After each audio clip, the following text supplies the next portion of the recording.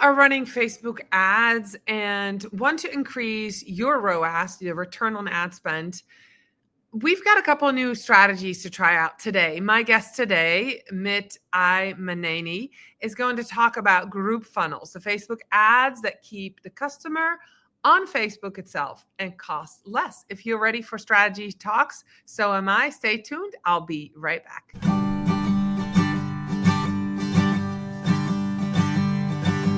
Let's strategize together.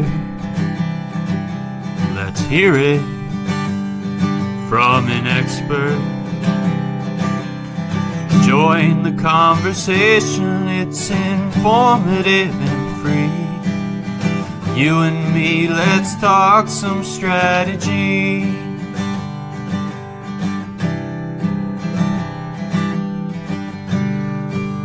Here's your host, Doreen Morin-van.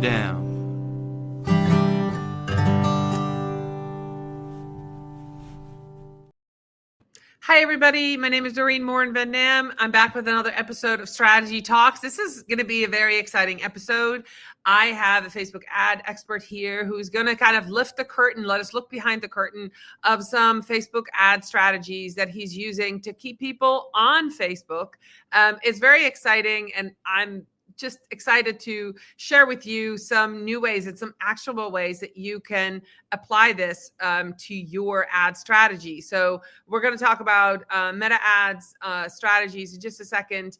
But before we do, I want to welcome all of you that are here today on Facebook, on LinkedIn, on YouTube. Special welcome to those of you who listen to Strategy Talks as a podcast. So without much further ado, here's my friend Mit.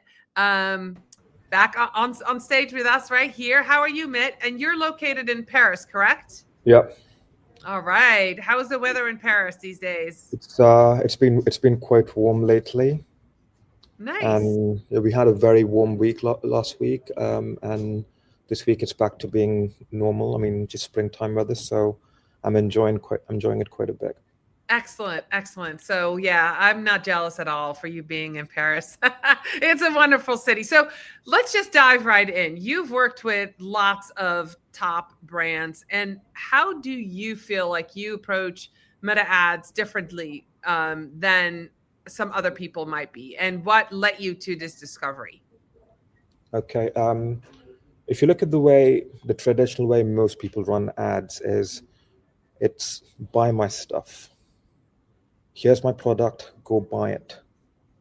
You just put this image or this video up with a call to action that says, go to my website and buy my ebook or get my service or something else. And what happens with this is, and so Facebook has become a platform where it's become a cost per click service, where you're paying by the number of clicks you get, and you're competing with other people by bidding for ad space.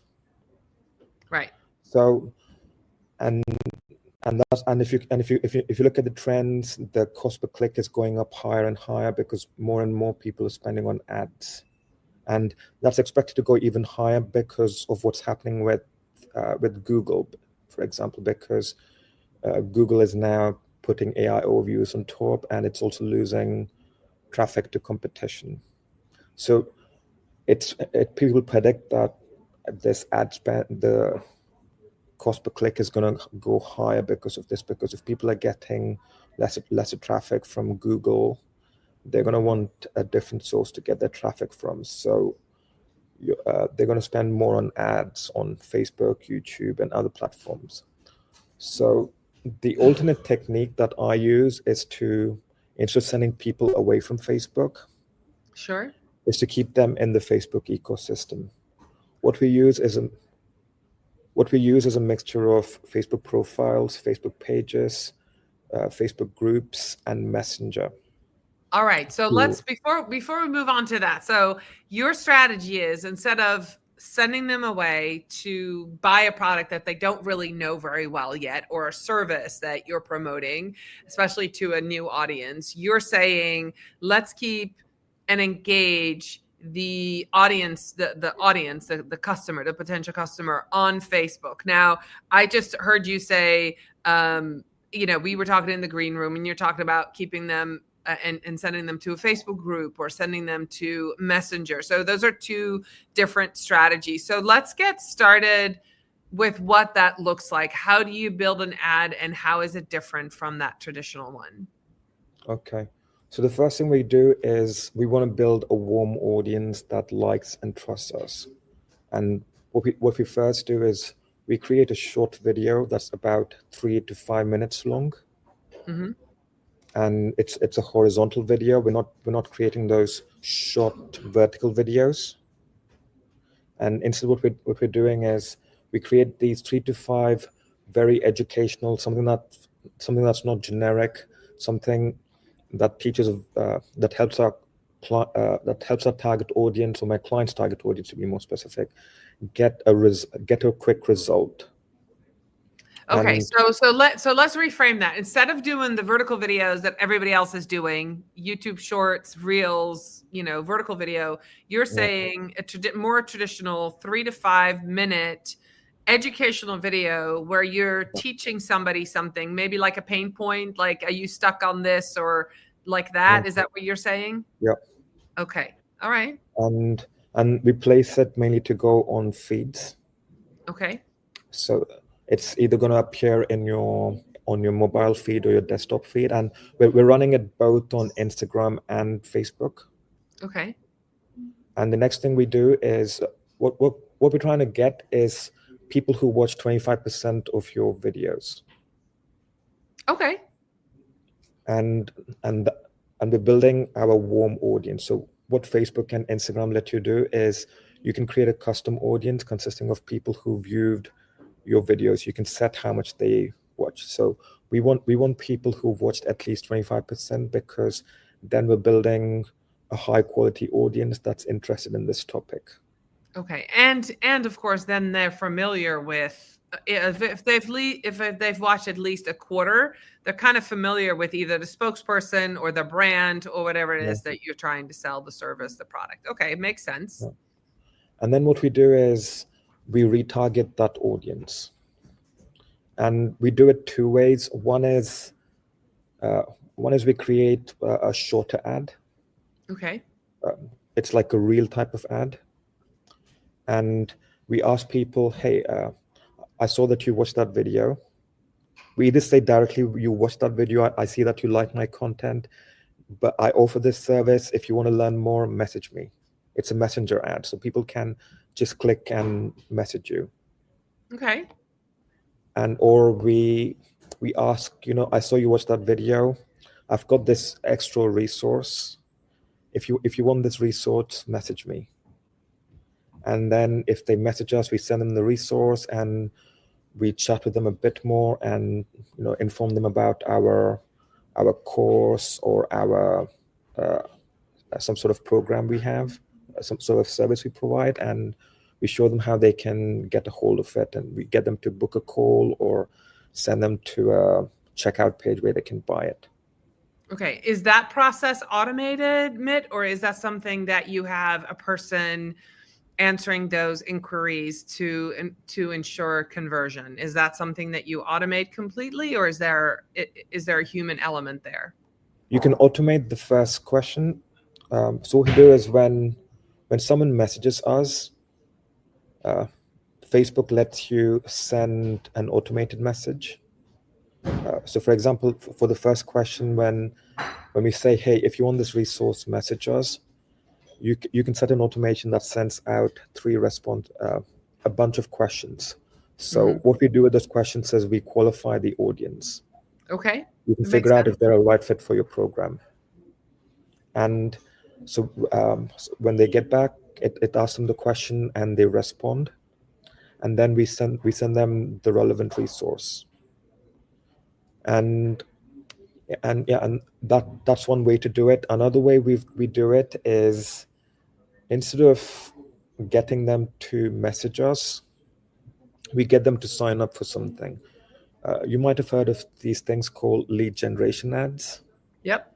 Where instead of sending someone to a landing page, what you can do is you can get them to you can serve them a form directly on Facebook, and they can add in their details and sign up directly from Facebook without leaving. And what that does is it gets you leads for much cheaper than sending them away. But what many people don't know is after they sign up, you can send them to sort of a thank you page right within Facebook. Okay. And on that thank you page, what we do is we put a link to our Facebook group where we say, hey, you signed up for this resource. We've got this other resource that complements this resource that you can only get from our Facebook group. Join our Facebook group to get access to it. This is so smart. This is so smart because it makes sense, right? People want to, they have a problem. You're showing them how you can solve it. You're giving them a resource, but wait, here, why don't you join our community? So if you have more questions, you can join. So what is the conversion rate on that? Like once they've downloaded the resource, they get this thank you page, they see the link. What is your conversion rate in people clicking and coming to your community? So, I mean, I've gotten leads for less than 20 cents. Wow. And usually something like 80% of the people who sign up for the leads get into my community too. Wow. That's incredible. And what we do with the community is that you might have noticed that when you join a Facebook group, they ask you a list of questions. Yes, usually 3, right? There's 3 questions right there. And before people can join, they have to answer the questions. And what we do is we ask 3 questions. One is a qualifying question to make sure what sort of level they're on to see if they'll be a good fit. And the second one is we tell them about that we have a third resource. And if they want that resource, they can leave their email address. And then the third question we ask is, we have this service that we offer to people. If you want it, let us know with a yes, and we will DM you. So as when they join our Facebook group, we can also, if they say yes, we can DM them with details about our program. Wow, that's really, really smart. You do this, you set up these campaigns for clients, correct? Yeah, for clients, even for myself. And I was going to say, and from what it sounds like, as you're talking to us about it, you're also doing this for yourself. So this is your lead gen for your clients to get. That's brilliant. I love it. So when we were talking in the green room, you kind of said like group funnels. Is that what you would call it? It's like a group funnel. Yeah. We call it group funnels. Group funnels. Anybody can do that. Do you have to have? So let's talk some more detail. So say the lead gen form in Facebook, that's there. Is it limited? Is it pretty good? What kind of information can you get from people when they fill out that lead form? The problem for a lot of people with lead gen forms is the lead quality is not always good. That's the most common complaint about it. But what I find is the more questions you ask on the lead form, the higher the quality of lead. Okay.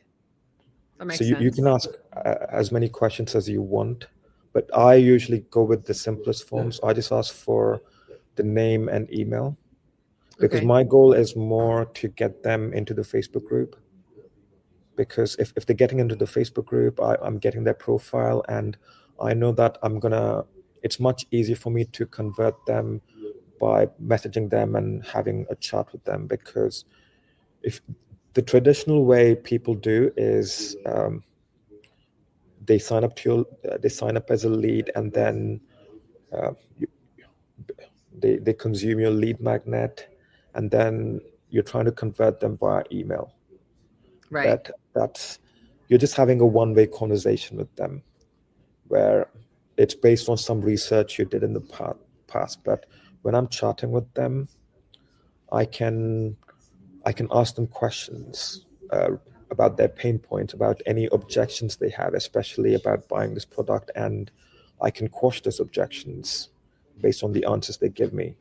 And another benefit of this is when I have those chats with them, I'm gathering data, and I can use this information to create a better funnel in case I don't want to chat with anyone in the future. I want a traditional funnel. I can use this information to write copy that deals with those objections before they have them. And that's what we do for some clients, where we use these sort of funnels to to chat with their customers and get as much information as we can, and then we use this information to build a more traditional funnel, like a webinar funnel or an SLO funnel, which is a self-liquidating offer funnel, where you might have come across those where people have something cheap on the front end, which is between $3 to $27, and they keep ascending it into something more expensive. Yep.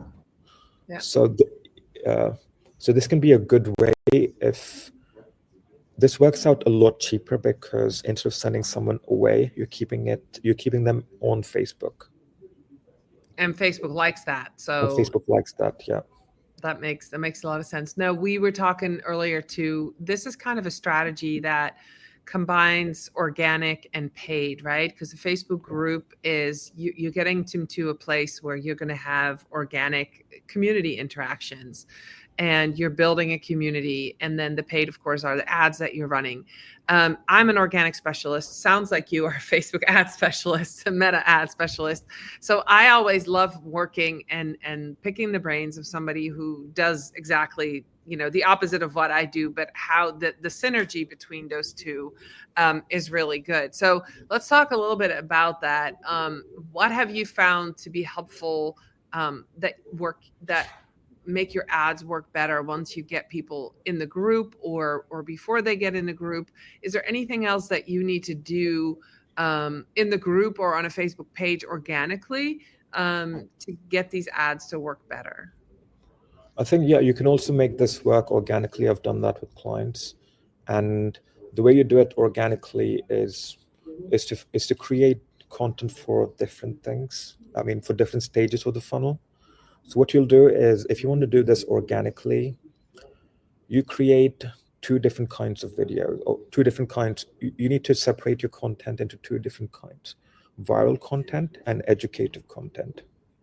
So at the first stage, you have viral content, and the goal of your viral content is to get out there and get as many views as possible and get you followers. So you're going to create something that has more mass appeal, and it's usually not educative, something that's very light. I find that what works for this is either something funny, something inspirational, or motivational, because that sort of content is going to do very well in getting you views and followers. And once that gets you followers, you have a lead. What you can do is you can start posting more educational content.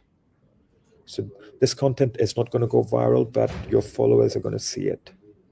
So kind of like the same video I make for my ads, the top of the funnel content, those 3 to 5 minute videos, you're going to create similar videos, and the people who followed you are going to watch those videos. And in those videos, you're going to have a call to action saying something like, hey, you want to see more of this content, you can join my Facebook group. And you can also place the link to your Facebook group in your bio or in your description, where people can easily access it. Description or your comments where people can access it. Yeah. And another thing about doing this is the video that goes viral. Yeah. You can create an audience consisting of the people who watched that organic video and retarget them with your educational content. Oh, okay. So then you would use your organic and paid together that way. Yeah. So your organic, once you have the viral, that makes a lot of sense. It wouldn't be a good host if I didn't ask about mistakes that people make when they run things like that. What are some mistakes maybe that you made that you learned from, or that you see other people make when they're putting these kind of either group funnels out there, or they've tried to emulate you, or they do what you do, but they do it wrong? What are some pitfalls that you could run into when you run a campaign like this? I think one of the biggest mistakes people make when they run something like this is is the hook. I think many people don't understand the importance of the hook. If you want people to watch your videos, you need to get the hook right, not only in your video, but also in your ad copy. So right from the start, you're gonna talk about the pain point that your audience has. You're gonna start immediately. Don't waste any time talking about who you are or what you do, because your audience doesn't care about that. All they care about is themselves. So think about the biggest pain point your audience has and start with that. That's really good advice. I see that a lot of people that are trying to do Facebook videos or YouTube videos or even LinkedIn, they spend too much time introducing themselves. Even, when we're doing, especially when we're doing shorts, you don't have to say to people who you are. You have to show your expertise. So I love that you said that about the hook and that mistake. So the copy and the visuals, those hooks have to be right on target. And what you can do is, especially if you're running ads, where you can create custom metrics, where you can create a metric called hook rate, which is the percentage of people who watched beyond the first 3 seconds of your video. Yeah. So you can take you can create this metric. You can create a custom metric called the hook rate, and you can see the percentage of people who watched beyond your video. And what you're going to aim for is 40% plus. Okay. So 40%, you want more than 40% people watching more than 3% of your videos, and you want about 8 to 10% of people watching more than the first 15 seconds. Right. And okay. and your goal is to get 25% views for less than $1. I've gotten it as low as 7 cents, but if you're getting it for $1, that's good. That's awesome. That's awesome. I know that I actually don't know. That's why I'm going to ask the question. Is it any different, or what are you running into? You're in Europe, running meta ads versus somebody in the US. The same strategy would apply no matter where you are. Is it more expensive to run ads? I'm just curious, in Europe than it is in the US. What are you seeing? It is the same. I think how much it costs will depend on who you're targeting. Okay. And I'm targeting mostly people speaking English, so I'm not really targeting anyone in Europe. And also most of my clients are also targeting an English-speaking audience. So I'm usually going for the big five, which are America, Canada, Australia, New Zealand, and England, and United Kingdom. Right. So yeah, it's yeah, I'm not targeting people outside anywhere, so it's going to cost people the same. Okay, that's interesting. That's cool to know. Anything else that we need to know about this? I'm just curious. I was a community manager for many years before I became a social media strategist, and you can get people in a community. But I know this is kind of a side conversation, but how do you keep people in a community? What is something that you should or shouldn't do once you get them there, right? So they're still pretty new. You got them in there with an ad. You got them in there with the lead form. You did really great at putting the hook in, getting them hooked, getting them to download the resource. You got them. Now, what do we need to do to keep them or to convert them once they're in the Facebook group? I know this is a different conversation, but I'm just curious what you do. So once they're in your Facebook group, what you want to be doing is you want to be posting content regularly, like once a day. What you can do is you can just repurpose some of the content you're posting on your profile, some of the emails you're sending. You can just take that content and make it into a post and post it in your group. You can also post some video content. What I find works very well in groups is live content. What you can do is you can go on Zoom. There's a way to integrate Zoom with your Facebook groups. Yeah, I've done So that. while you're doing a live video call and recording it on Zoom, it's also going to run on Facebook, and I actually find that if a group is dead, an easy way to revive it is by doing live video. For some, live video does very well in Facebook groups, but make sure that if you do a live video, you download it, because Facebook is going to delete it in 30 days, like they do. I know, that's a new thing. I have all of my strategy talks scheduled, and they keep telling me, like, hey, we're gonna delete it. I'm like, I'm good. Okay. For those of you curious, I record all of this in StreamYard, so it goes out live, but I have the recording in StreamYard, and I have them all on my Google Drive, so I'm not worried about that. But if you are a Facebook group owner and you're doing lives, and this is great advice, somebody wants to revive a community, go live, make sure that you download that, or you have the file, because it will be deleted after 30 days, which is a pretty new thing. Do you know why they're doing that? Is that to free up space, or what do you think? I don't know, maybe it's a money problem. I don't know, because they said that they're going to lose. They said that they're going to lose money in the short term because they're going to focus on AI. Maybe that's why they try. I don't. This is just a theory, but I think that they're trying to save money in all ways they can. All right. We're almost at the end. Is there, if somebody listened to this whole episode, and I'm fascinated, like, I want to go test some of this stuff. This is great.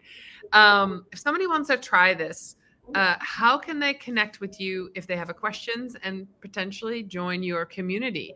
How would they get in contact with you, and where are you most active on social media?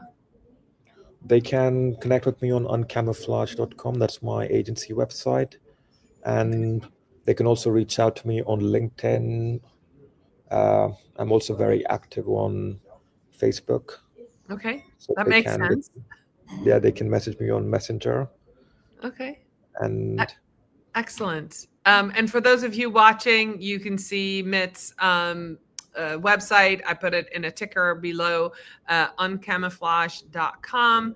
And it's right there. So connect. And Mit, I just want to tell our listeners the story. You and I recently connected on LinkedIn, but we have been following each other on Twitter probably a long time ago. I remember seeing your face, and then we were recently tagged in a redo of an article, like 20 or 30 people to follow on Twitter from 10 years ago that they had updated with, where are they now? And it was so timely because you and I had just recently reconnected on LinkedIn, and now we're tagged on that. We were both active on Twitter, which is now X, more than 10 years ago, experts talking about social media. And I love meeting people who have been on this journey like I have for more than 10 years, and still honing our craft and doing stuff. So just wanted to say that you never know who you meet where, and that's how you and I reconnected. I love that, and